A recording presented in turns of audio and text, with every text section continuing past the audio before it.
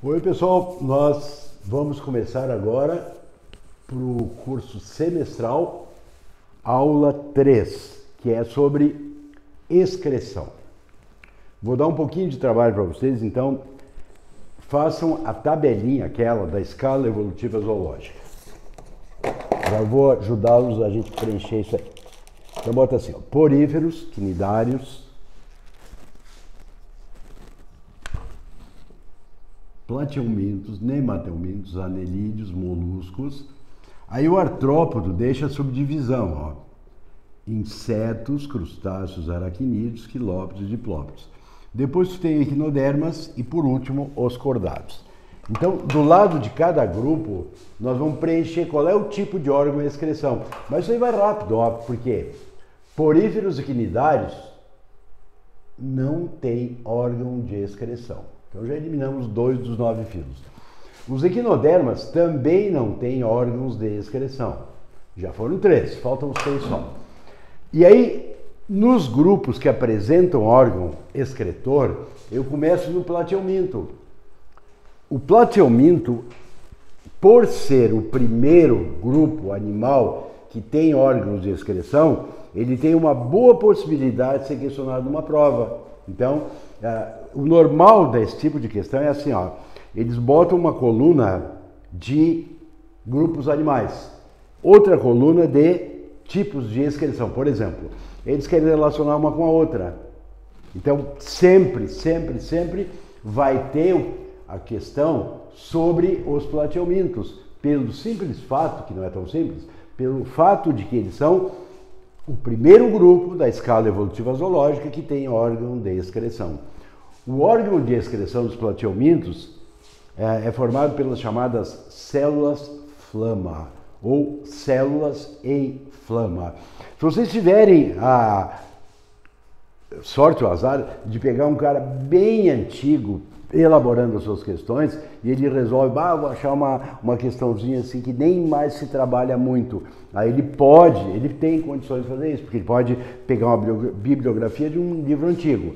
Aí ele botaria nos plateumintos os solenócitos. Repito, isso é uma coisa praticamente quase impossível. É naquelas questõezinhas de exceção. Bom, surgiu no plateuminto, insisto, ó, células flama, células em flama. Se surgiu no plateuminto, a ideia básica é que no nemateuminto continue, e de fato continua. Então, nos nemateumintos, a excreção é feita pelos renetes. Bom, aí vem anelídeo. Anelídeo e molusco, atenção pessoal, ó, anelídeo e molusco excretam por nefrídeas. A nefrídea, ela pode ter a extremidade fechada ou aberta. Quando a extremidade é aberta, é uma metanefrídea do anelídeo. Quando a extremidade é fechada, é uma protonefrídea do molusco, que também pode ser chamado de órgão de Bojanus.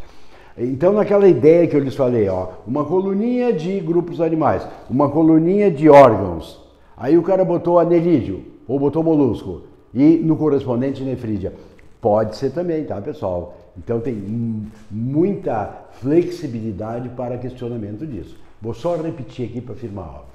Anelídeo, metanefrídea, molusco, protonefrídea. Anelídeo, nefrídea, molusco, nefrídea. Tá, pessoal? E ainda, molusco, órgão de Bojanus.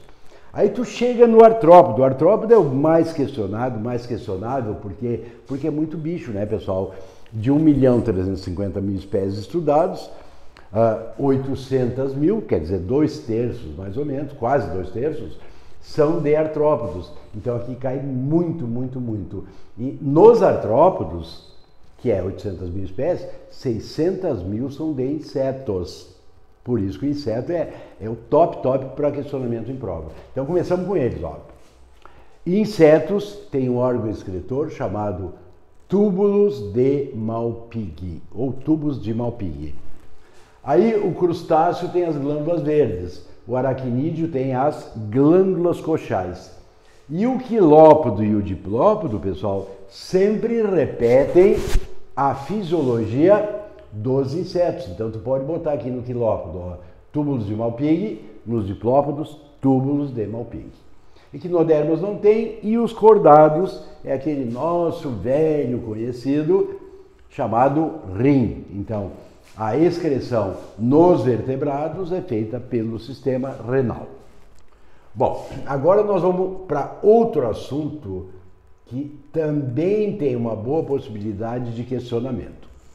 É aqui, ó, é nesse grupo aqui, ó. No grupo dos cordados, dando ênfase aos vertebrados, nós temos que analisar um outro assunto, que é o tipo de resíduo nitrogenado. Eu só quero insistir com vocês uma coisinha, pessoal. Vocês lembram que quando a gente retira substâncias do ambiente, nós retiramos glicídios, lipídios, proteínas. Agora veja o seguinte, ó.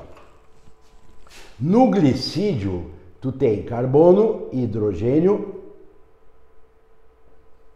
e oxigênio. No lipídio, também tu tem carbono, hidrogênio e oxigênio.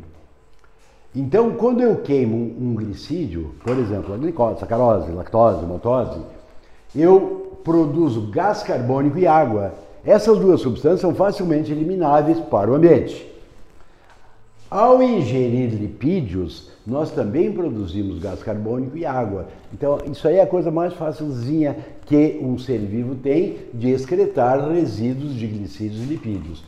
O problema começa aqui, pessoal, ó, na proteína. Porque a proteína, pessoal, ela tem o carbono, o hidrogênio, o oxigênio e o nitrogênio. O nitrogênio está no aminoácido. Em que grupo? No grupo aminar, é o grupo nitrogenado.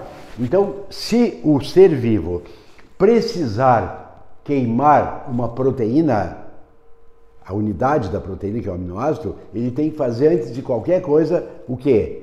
Ele tem que tirar o nitrogênio, tirar o grupo amina. Ele tem que desaminar o aminoácido. E aí isso gera um problema, que ele produz resíduo nitrogenado. O resíduo nitrogenado pode ser extremamente tóxico. Então, a divisão que eu vou fazer agora para vocês é essa aqui, ó. Vou fazer mais legível agora. Tu tem nos vertebrados, tá, pessoal? Tu tem os peixes. O peixe, porque vive na água, ele pode excretar o tempo todo. Então, quando ele retira o NH2, ele tira o grupo amina do aminoácido, ele coloca um hidrogênio ali e forma amônia. Então, veja bem, os peixes são animais amoniotélicos. Então, eu repito, eles liberam o nitrogênio sob forma de amônia. Peraí, Flávio, a amônia não é muito tóxica? Sim, mas o peixe vive num ambiente onde ele pode excretar o tempo todo. Então não tem problema que seja amônia, certo, pessoal? Então eu digo assim, ó, os peixes são amoniotélicos, certo? Tá, mas Flávio, mas são todos os peixes? Não. Tem um grupo grande chamado Chondrichthyes, onde está o tubarão, onde está a raia. Esses bichos, esses peixes cartilaginosos, Chondrichthyes, eles excretam o nitrogênio sob forma de ureia. Eles são um grupo muito reduzido de peixes, então, se eles colocarem assim, só peixes, a alternativa que tem que procurar é amônia. Se eles forem específicos, e não vão ser, mas se eles fossem específicos e perguntassem os Chondrichthyes, daí tu tinha que botar ureia, tá? Mas no geral, peixe é amônia. Aí o grupo seguinte é o grupo dos anfíbios. O que significa ser um anfíbio? Anfi de duas maneiras, bios vida. Vida de duas maneiras. A primeira fase de vida é na água. Então, como no caso dos peixes, os anfíbios, quando são larvais, eles podem excretar o tempo todo. Por isso que eles são amoniotélicos. Quando o anfíbio é adulto, ele faz o seguinte: ele combina duas moléculas de amônia com uma de gás carbônico. E ele forma uma substância menos tóxica, chamada ureia. Então tu pode botar assim, ó, Peixes, no geral, amoniotéricos. Anfíbios larvais, amoniotéricos. Anfíbios adultos, ureotéricos. Porque a ureia é menos tóxica do que a amônia. Peraí, Flávio, você está falando que é menos tóxica, mas ainda é tóxica? Sim. Mas como é que ele resolve esse problema? O anfíbio, já que ele excreta a ureia, que é mais tóxica do que a amônia, o anfíbio ele está condenado a viver na água, certo? Enquanto larva, enquanto ele está excretando o nitrogênio sob forma de amônia e depois ele substitui por ureia. Mas a ureia, por ser menos tóxica, ela demanda, veja bem, a ureia é o soluto. Quem é o solvente? O solvente é a água. Então o anfíbio é obrigado a viver na água para manter a ureia, que é o soluto, em níveis toleráveis. Com relação, então, à água, que é o solvente universal dos seres vivos. Então, vamos de novo. Ó. Peixe, amônia, com exceção dos condríctias.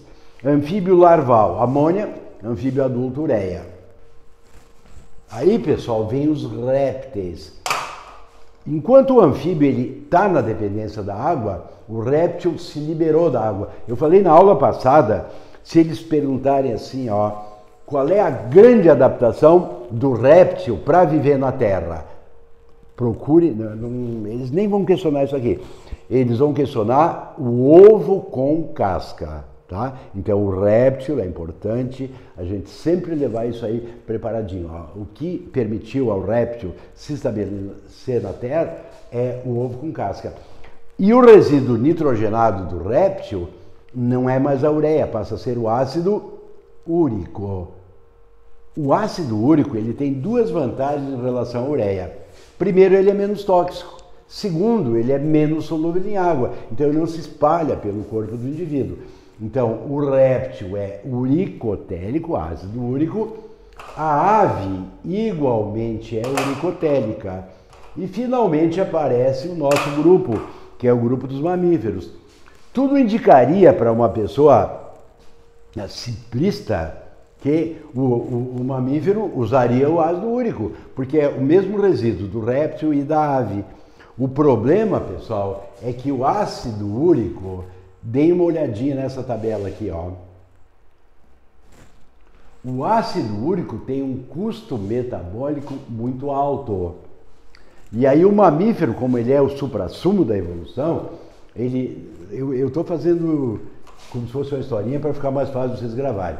O mamífero poderia ter pensado assim, ó, o ácido úrico é menos tóxico, é insolúvel em água, vou usar o ácido úrico. Só que, para fabricá-lo, é um custo muito alto no metabolismo. Então, o que o mamífero fez? Ele resolveu, tudo como se fosse uma historinha, tá? Ele resolveu que seria ureotélico, como os anfíbios adultos. Mas espera um pouquinho, Flávio. Aí, para excretar o nitrogênio sob forma ureia, se eu falei ácido úrico, me desculpem, ureia. Para o mamífero ser ureotélico, só se ele voltasse para a lagoa, ou voltasse para a água, já que a ureia é mais tóxica do que ácido úrico. Só que aí o mamífero, pessoal, para poder ser econômico quanto ao seu resíduo nitrogenado, o mamífero criou duas adaptações, que são o alongamento da alça de Henle, que eu já vou mostrar para vocês, vou mostrar agora aqui, ó. A alça de Henle, pessoal, é isso aqui, ó.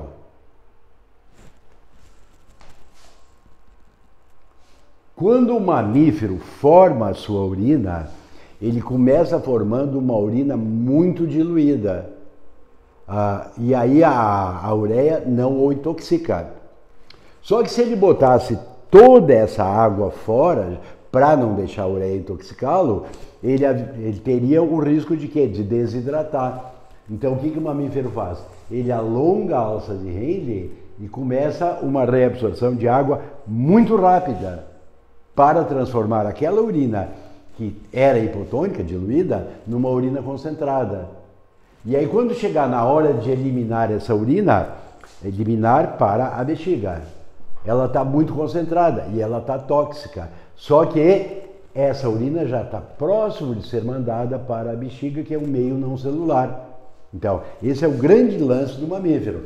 Excretar nitrogênio sob forma de ureia, que é o mesmo resíduo dos anfíbios adultos. Só que ele não depende tanto da água, por ter duas formas de urina. A primeira hipotônica, diluída, a segunda concentrada ou hipertônica. Só que para fazer isso, pessoal, o mamífero teve que desenvolver uma maneira de reabsorver essa água muito rapidamente em relação aos outros seres vivos, né? E aí o mamífero introduz um hormônio.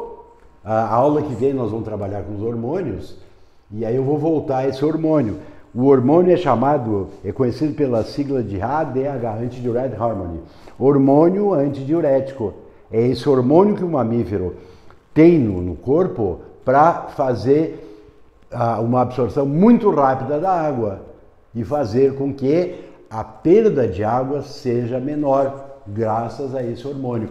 Inclusive, quando a gente trabalhar com hormônios, eu vou falar desse caso aí, ó. Existem pessoas que não têm esse hormônio em quantidade suficiente. Aí o que vai acontecer? Aí ela vai urinar de uma forma muito diluída. Então essa pessoa vai ter uma tendência natural, não é natural, né? Porque é uma doença. Ele vai ter uma tendência de perder muita água. A urina vai ser diluída, vai ser hipotônica. O nome dessa doença é diabetes insípidos. O que é o diabetes insípidos? É aquele diabetes em que o indivíduo produz pouco ADH. Então, aí a urina dele vai ser muito diluída e ele tem uma tendência muito grande a desidratar. Para vocês terem uma ideia, pessoal, uma pessoa com diabetes insípidos, que é essa doença, falta do ADH, ela urina aproximadamente 30 litros por dia. Isso aí significa que vai mais de um litro por hora, justamente porque a pessoa não tem esse hormônio. Ela tem mais ou menos o metabolismo de um sapo, isto é, ela não está num ambiente úmido, mas ela exigiria esse ambiente úmido pelo fato dela ter uma tendência muito grande de perder água. Certo? Então, esse ADH é uma das duas adaptações, além do alongamento da alça de Henle, é uma das duas adaptações que permitem ao mamífero ser ureotélico, como no caso dos anfíbios adultos. Só que o mamífero não vai precisar viver no ambiente úmido. Fechou até aí, pessoal? Tudo tranquilinho?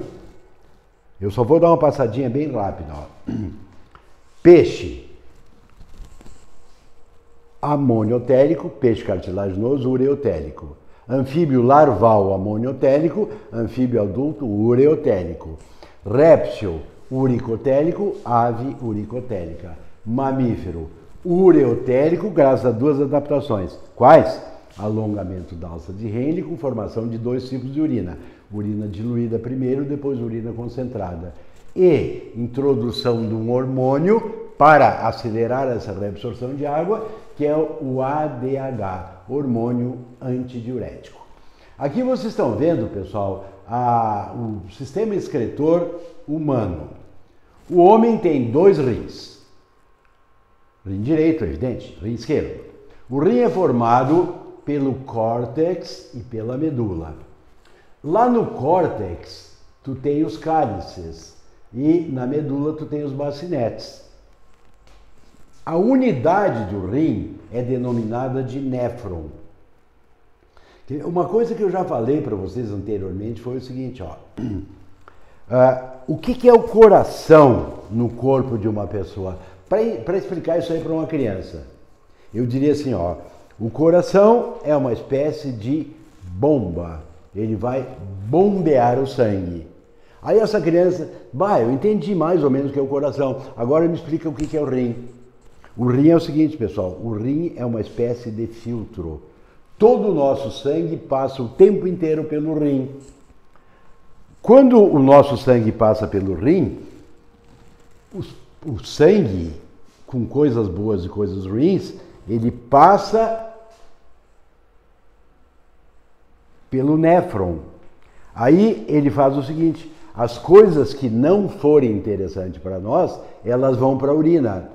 E as coisas que são interessantes para nós, o que a gente faz? A gente faz a reabsorção. Então, olha aqui por gentileza. Ó. Aqui está o néfron. Essa parte aqui, ó, essa aqui dentro, é formada de capilares e é chamada de glomérulo. Como isso aí foi descoberto pelo Malpighi, tu pode chamar o glomérulo de Malpighi.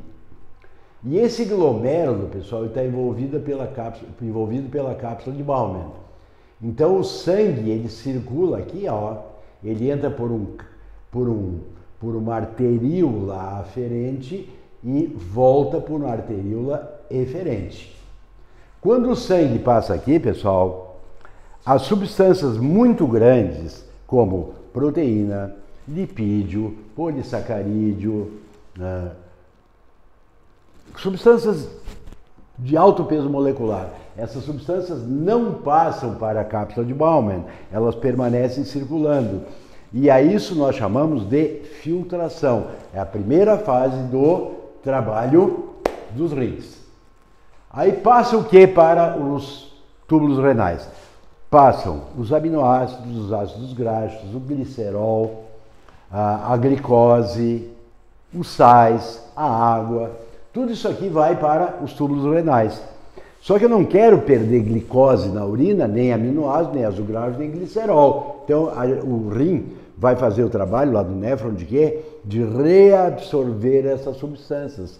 A glicose volta para a circulação, o ácido graxo também, o aminoácido também. E o resto segue. Só que aí tem uma coisa, pessoal. A água, ela está servindo o quê? Como solvente, para que a ureia não nos intoxique. Então, esse alongamento da alça de Henle, ele vai servir para quê? Para nós termos esses dois tipos de urina. Aquela diluída, com muita água. À medida que ela vai passando aqui, ó, pela alça de Henle, vai para o túbulo contorto distal, essa água absorvida. E aí a urina fica hipertônica, ela fica muito concentrada e, portanto, ela fica muito tóxica. Tá, mas e aí, Flávio, não vai intoxicar o nosso corpo? Não, porque aqui no túbulo contorto, aqui é o túbulo contorto proximal, próximo a glomérulo, e aqui é o túbulo contorto distal, próximo ao canal aonde a urina vai seguir para ir para a bexiga. Tá, mas aí ela já é tóxica. Sim, aí ela é tóxica porque está chegando na bexiga. E a bexiga é um meio não celular. Então não tem problema tu ter um tóxico na bexiga. Então, a urina, aqui ela era muito diluída, aqui ela é muito concentrada, aqui ela não é tóxica, aqui ela é tóxica. Só que aqui ela já está chegando no canal coletor e nesse canal coletor ele será enviado para a bexiga. E lá na bexiga, por ser um meio não celular, essa urina ficará armazenada. Bom, pessoal, para as federais, sempre é bom tu dar uma olhadinha nisso aqui, ó. A diferença da excreção em peixe de água salgada e peixe de água doce. Isso aí já caiu nos últimos anos umas 3, 4 vezes na URGS, umas 2, 3 vezes em Caxias. Então, como já faz um tempo razoável, isso aqui está na mão para cair de novo, tá? Fica bem ligado, ó. Aqui o peixe de água salgada, ele vai perder a água por osmose e vai ingerir água do mar. Como ele tem um excesso de sal, ele vai eliminar esse excesso pelas brânquias. E aí a urina vai ser pobre em sais e vai ser isotônica em relação ao ambiente onde ele se encontra. Quando eu tenho um peixe de água doce, a água vai entrar por osmose e as brânquias vão tirar os sais da água por transporte ativo, quanto o gradiente. Aí os rins vão ter os glomérulos bem desenvolvidos, porque ele vai liberar grande volume de urina hipertônica. Isso aqui é uma comparaçãozinha dos peixes de água salgada e dos peixes de água doce. E agora nós vamos para mais uma tabelinha para vocês preencherem. Ó. A tabela é sempre a mesma, ó. É poríferos, quinidários, plateumintos, nemateumintos, anelídeos, moluscos, artrópodes, equinodermos e cordados. Essa aqui até vai meio rapidinho, ó. Por quê? Porífero não tem sistema nervoso, que nós estamos trabalhando agora com o sistema nervoso, tá?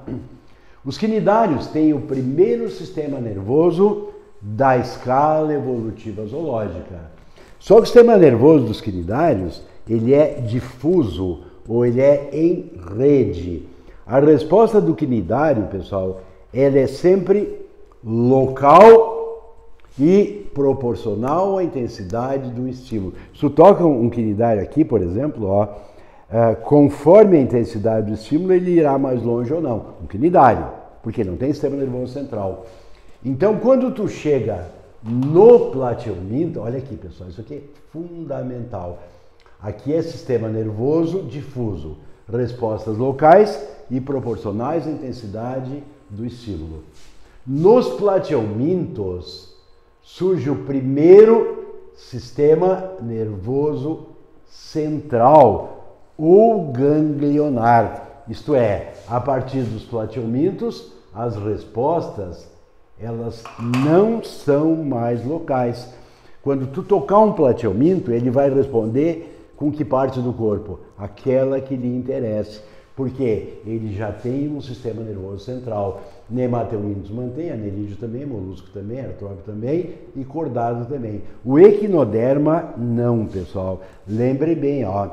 Para ter um sistema nervoso central ou ganglionar, é preciso que o ser tenha simetria bilateral, como é o caso do plateuminto em diante. O equinoderma, lembra? Eu comentei que ele insistiu em permanecer no mar e aí ele apresenta uma simetria radial adaptativa na fase adulta. Então ele não pode ter sistema nervoso central. Os outros todos têm.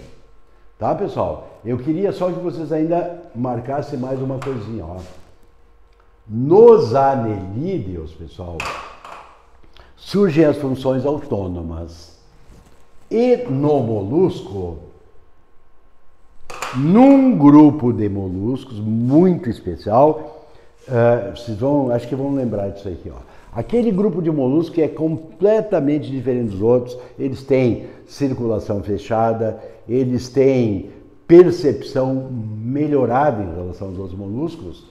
E mais uma coisa, esse molusco que eu estou me referindo é o cefalópodo. Céfalo, cabeça, pó dos pés, pés na cabeça. Quem é que tem pés na cabeça? Polvo, lula, náutilus, ciba, sépia, argonauta. São aqueles seres mais evoluídos no grupo dos moluscos.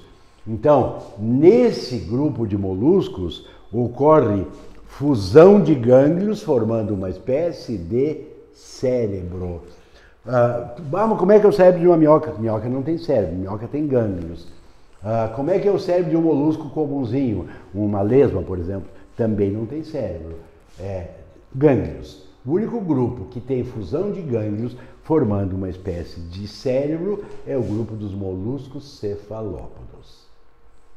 Bom, aí, pessoal, vem a evolução do sistema nervoso nos vertebrados. Eu vou ampliar um pouquinho aqui, ó. Isso aqui é de um peixe. Notem como o encéfalo dele é pouco desenvolvido. Aqui tem um anfíbio que é um pouquinho mais desenvolvido.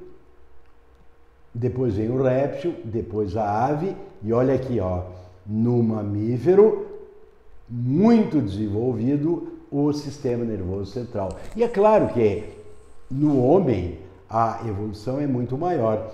Então no homem, observem aqui, ó, nós temos o encéfalo formado de telencéfalo, diencéfalo, mesencéfalo, metencéfalo e mielencéfalo. Tá, mas e onde é que está o cérebro? O cérebro é esse aqui, pessoal. Ó. Telencéfalo. Ele é formado de dois hemisférios cerebrais, hemisfério cerebral direito, hemisfério cerebral esquerdo. Os dois estão unidos pelo corpo caloso e eles estão cheios de dobrinhas chamadas circunvoluções. Por quê, pessoal? Pelo altíssimo consumo energético do nosso cérebro. Bom, então aqui no cérebro, pessoal, nós temos lobos. Cada lobo é denominado conforme o osso sobre o qual ele encontra. Então veja aqui, aqui eu tenho os ossos temporais. Embaixo tem os lobos temporais, certo? Aqui é uma área essencialmente auditiva. Aqui atrás, pessoal, eu tenho o lobo occipital e ele é uma área visual. Aqui eu tenho o lobo frontal, que é uma área motora. E aqui eu tenho o lobo parietal, que é uma área sensitiva. Mas outras funções que não a visão, que a visão está aqui, ó, e a audição está aqui. Bom, depois nós temos, pessoal, o diencéfalo. O diencéfalo é formado pelo epitálamo, tálamo e hipotálamo. Isso aí, há um tempo atrás, caiu na UX, que eles queriam saber o seguinte: para que serve o hipotálamo? O hipotálamo, pessoal, ele é o responsável pelas emoções primitivas, medo e ira. Também no hipotálamo, aqui no diencéfalo, é que nós analisamos a fome, a sede, certo? E a nossa temperatura é regulada graças ao diencéfalo, graças ao hipotálamo. Além disso, ele produz 2 hormônios que são armazenados na neurohipófise. Que hormônios seriam esses? É o ADH, que a gente falou antes, lembra? O hormônio diurético para reabsorver a água. E o outro hormônio é a ocitocina, certo? Bom, aí nós temos o mesencéfalo, que contém a formação reticular, e essa aí é responsável pelo nosso estado de vigília e alerta. Depois nós temos o metencéfalo, que é mais conhecido como cerebelo, que é o encarregado do nosso equilíbrio, da nossa coordenação motora e todos os nossos reflexos cerebelais, claro que tem algo a ver com o movimento. E depois nós temos o bulbo, que é o milencéfalo, que é o responsável por coordenar os nossos ritmos cardíaco e respiratório. E aí nós terminamos o sistema nervoso central, porque tudo isso aqui, pessoal, está dentro, está protegido pelo nosso crânio. E aí nós ainda no sistema nervoso central, nós temos a medula. A medula, pessoal, ela continua o bulbo e ela vai no interior da nossa coluna vertebral. A nossa medula, pessoal, ela é responsável pelos atos reflexos simples ou atos reflexos medulares. Imagina o seguinte, ó. Eu estou dando aula aqui, é tudo invenção, né? E aqui alguém deixou um fio desencapado. E eu não percebi que tinha esse fio desencapado, e num determinado momento eu encostei a mão aqui, ó. O que vai acontecer? No momento que eu encostei, eu digo, opa, uma corrente de elétrons, eu estou fazendo terra, vou levar um choque, o que farei? Retirarei a mão. Não preciso fazer nada disso, pessoal. No momento que eu toquei naquele fio desencapado, veio a mensagem para a minha medula. Disse, olha, Flávio, tu tá fazendo terra para uma corrente de elétrons, tirou a mão. Aí eu retiro a mão, só que eu não precisei pensar para isso. Eu não usei o meu cérebro para retirar a mão, porque a minha medula, que está lá, protegida pela coluna vertebral, ela é responsável por esses reflexos, que a gente chama de reflexos simples ou reflexos medulares. Vocês talvez tenha acontecido em algum momento da sua vida, encostar a mão numa panela quente, numa chaleira quente, não precisou pensar, eu vou tirar a mão, senão eu vou me queimar. Não, simplesmente a tua medula se tirou a boca aberta e tu tira, tá, pessoal? Então isso aí são os arcos reflexos simples, são responsabilidade da nossa medula, que está dentro da coluna vertebral. Flávio, mas não fica meio grosseiro células nervosas envolvidas por células ósseas? Na verdade, essas células nervosas, elas não estão em contato com as células ósseas, porque entre o sistema nervoso e os ossos que o protegem, nós temos as meninges. São 3 as meninges. A de fora, ela está em contato com os ossos, então ela é chamada de dura mater. Mater quer dizer mãe, mãe dura. Claro que ela tem que ser dura porque ela está em contato com o osso. Depois vem uma bem ramificada, lembra um aracnídeo, e a gente chama de aracnoide. E a mais internalizada é a pia mater. Pia quer dizer doce, então seria mãe doce. É aquela parte das meninges que faz contato direto com os neurônios. Então ela tem que ser muito delicada, né? Por quê? Porque ela está tocando, ela está próxima às partes mais complexas do nosso organismo, são os nossos neurônios. Entre a aracnoide e a pia mater circula um líquido. Esse líquido é chamado de líquor, ou líquido céfalo-raquidiano. Funciona mais ou menos como se fosse um amortecedor hidráulico. Bom, eu acabei de lhes falar do sistema nervoso central. Então, o sistema nervoso central é formado pelo encéfalo, metencéfalo, telencéfalo, diencéfalo, mesencéfalo, medula. E aí vem o outro sistema nervoso que é chamado de periférico. Ele é formado por 12 pares de nervos cranianos em répteis, aves e mamíferos. E em nós também ele é formado por 31 pares de nervos raquidianos. Os cranianos partem do encéfalo, os raquidianos partem da medula. Os cranianos, eles podem receber informações sensitivos, eles podem ser motores, que trazem respostas, e tem alguns mistos. Os 31 pares de nervos raquidianos, todos eles são mistos. Então nós temos sistema nervoso central formado pelo encéfalo e pela medula, sistema nervoso periférico formado pelos nervos cranianos e raquidianos, e aqui nós temos o sistema nervoso autônomo, formado por dois sistemas antagônicos. O simpático, que nos prepara para situações de emergência. Situações de emergência, tu sempre vai trabalhar com o sistema nervoso simpático. Quando essa situação de emergência está sob controle, nós passamos a atuar com o parasimpático, eles são antagônicos. Então veja bem, quando a pessoa se assusta, o que acontece com os movimentos cardíacos? Eles aceleram por ação do simpático. Quando essa situação estiver sob controle, o parasimpático vai diminuir os movimentos cardíacos. A pressão, o simpático, é uma situação de emergência, então eu vou diminuir o calibre dos vasos para que o sangue circule mais rápido. Então, o simpático acelera a pressão sanguínea, o parasimpático diminui a pressão. Continuando.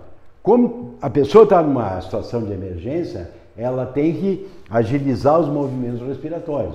Então, o simpático acelera os movimentos respiratórios. Essa situação está sob controle, o parasimpático retarda os movimentos respiratórios. Com os digestivos, é ao contrário. O simpático retarda os movimentos digestivos, o parasimpático acelera.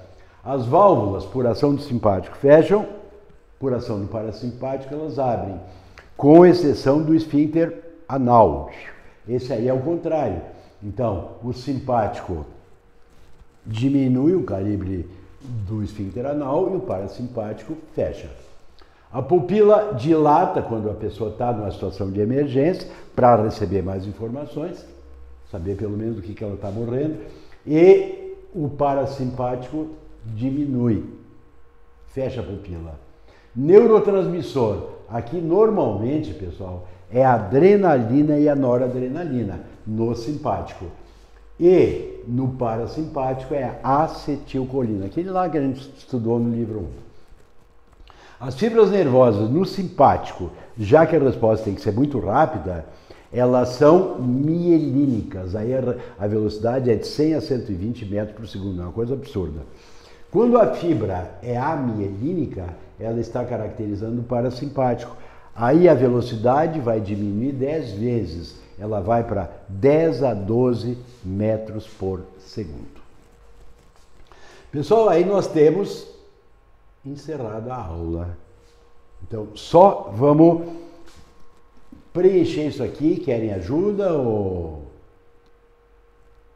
Então, movimentos cardíacos. Simpático aumenta, parasimpático diminui.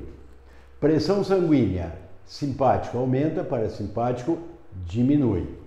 Movimentos respiratórios. Simpático acelera, parasimpático diminui. Movimentos digestivos. simpático diminui, parasimpático aumenta. Válvulas, com o simpático elas contraem, pelo parasimpático descontrai. Diâmetro da pupila aumenta no simpático, no parasimpático diminui. Neurotransmissor, adrenalina, noradrenalina. Neurotransmissor do parasimpático, acetilcolina. No simpático, fibras nervosas mielínicas ou mielinizadas, e no parasimpático as fibras são amielínicas. Pessoal, então, para a aula que vem, nós vamos trabalhar com mais um sistema que vai coordenar o nosso corpo. Eu só vou deixar uma coisinha aqui já meio preparadinha, ó, pessoal. Se alguém te pergunta qual é ou quais são as diferenças entre uma resposta nervosa e uma resposta hormonal, então tu pode responder assim, ó. Uma resposta nervosa, ela sempre vai ser muito rápida, só que ela vai ser sempre de curta duração. Cessou o efeito, a causa, cessou o efeito. A resposta hormonal não, pessoal. A resposta hormonal, o hormônio é lançado na corrente circulatória do indivíduo e ele vai atuar por um bom tempo. Só que a resposta não vai ser tão rápida. Tem respostas hormonais que são relativamente rápidas. Por exemplo, a adrenalina, que eu falei antes, ó, ela é lançada no nosso corpo quando nós estamos numa situação de emergência. Então, ela vai ter que dar respostas rápidas. Agora, eu pergunto para vocês assim, ó, e eu já vou responder. Qual é o hormônio que cuida do nosso crescimento? É um hormônio chamado somatotrofina. Ele é produzido pela hipófise. E ele tem uma resposta, uma atuação rápida ou lenta? Analisa comigo. Quanto tempo tu vai usar para crescer o teu corpo? O nosso corpo cresce até aproximadamente 21 anos, certo? E depois ele começa a diminuir. Claro que a diminuição do teu tamanho não vai ser tão rápida quanto o aumento. Agora, que ela vai ocorrer, ela vai. Só que é um processo extremamente lento. Então veja bem, ó, desde que tu era uma criança, o teu sistema nervoso, o teu sistema hormonal com o hormônio somatotrofina, ele já estava atuando. E ele vai atuar praticamente todas as noites da tua vida até os 21 anos, que aí tu vai crescer. Claro, não vai ser um crescimento que tu note assim. Lembra quando vocês fizeram lá para o colégio aquela experiência da sementinha? Que vocês botaram o feijãozinho no algodão, umedeceram, e ali você ficou observando um dia, outro dia, de repente já apareceu, ele já começou a brotar, aí tu já vai botar na terra, já vai surgir o pé de feijão. Então a gente vê rápido isso. O crescimento do nosso corpo não é uma coisa que a gente perceba até os 11, 12 anos, tu vai crescer muito pouquinho, daí tem aquele estirão. Quando acontece isso? Quando tu começa a produzir os hormônios sexuais, as gonadotrofinas. Quando tu começa a produzir os hormônios sexuais, tu dá uma parada no crescimento, porque tu vai ter transformações muito drásticas no teu corpo, porque tu vai ter que assumir a tua sexualidade. Isso aí muda muito o corpo de um menino ou de uma menina quando chega na puberdade. Bom, pessoal, mais uma coisinha para o sistema endócrino para a aula que vem. Vamos imaginar que tu pensa assim, ó, quem é que dá a última palavra quando nós falamos de sistema nervoso? Quem é o chefão do sistema nervoso? A resposta é o cérebro. A tua medula, ela está cuidando dos atos reflexos, mas se houver um desajuste entre a tua medula e o cérebro, cada um mandando uma ordem, a ordem que vai prevalecer é a do cérebro. É como se fosse assim uma loja de departamentos. Então, a medula é um gerente, o diencéfalo, o tálamo, é outro gerente, o metencéfalo é outro gerente, e O telencéfalo é o diretor, ele sempre vai dar a resposta final. Quando a gente vai para hormônios, não tem um cérebro. Então, quem é que coordena as atividades hormonais, as atividades endócrinas? Ninguém coordena. A glândula mais importante é a hipófise, mas ela age em relação às outras glândulas por um mecanismo de retrocontrole, retroalimentação, que a gente também usa a expressão feedback. Vou dar um exemplo. A hipófise ela tem hormônios que atuam sobre todas as glândulas. Entre eles tem um hormônio chamado tireotrofina. Peraí, Flávio, tireotrofina não é da tireoide? Não, as trofinas todas são da hipófise. Mas por que chamam de tireotrofina? Porque é um hormônio da hipófise que atua sobre a tireoide, certo? Então, essa tireotrofina estimula a tireoide. Quando estimulada a tireoide, ela começa a produzir o hormônio tiroxina.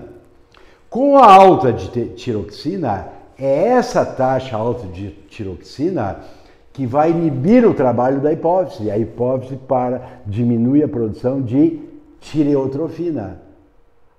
Quando baixou a taxa de tireotrofina, a tireoide passa a diminuir o seu trabalho. Aí a tiroxina baixando é um estímulo para que a hipófise acelere de novo a produção de tireotrofina. Então não precisa o sistema nervoso participar, não precisa nenhuma parte do corpo participar. Essas glândulas, elas atuam uma em relação à outra através da retroalimentação, do retrocontrole e do feedback. Então, na aula que vem, pessoal, nós vamos começar com as glândulas. Aí nós vamos saber que a glândula, ela pode ter um problema de produzir o hormônio a menos. E nós chamaremos de hipofunção. Aí nós vamos ver todas as hipofunções que podem cair no vestibular, são várias. E quando a glândula produzir o hormônio A maior, aí nós vamos ter uma hiperfunção. Também vai ser um problema sério. Então, isso aqui, ó, pessoal, normalmente o cara diz, mas eu vou fazer um tratamento hormonal, vou falar com o meu clínico geral. Daí tu vai ver uma coisa, os clínicos gerais normalmente eles não trabalham com hormônios. O teu clínico geral vai dizer assim, é melhor tu procurar um endocrinologista, tá? Então, tem pessoas que fazem, uma menina, eu estou inventando, tá? Uma menina disse, eu estava pensando em usar o anticoncepcional, aí eu falei com uma amiga minha, ela me indicou um muito bom.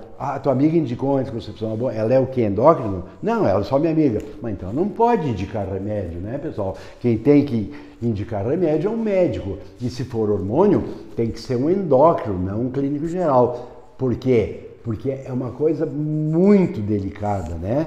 É muito tênue um bom funcionamento ou um mau funcionamento hormonal. Então isso aí realmente tem que estar nas mãos de uma pessoa que trabalhe basicamente com isso, que seja altamente especializada nisso aí. Pessoal, nos encontramos a semana que vem, aí a gente vai ver o sistema hormonal, nós vamos ver a percepção e a reprodução, e na aula seguinte nós vamos ver a embriologia, terminando a parte do nosso curso de matéria.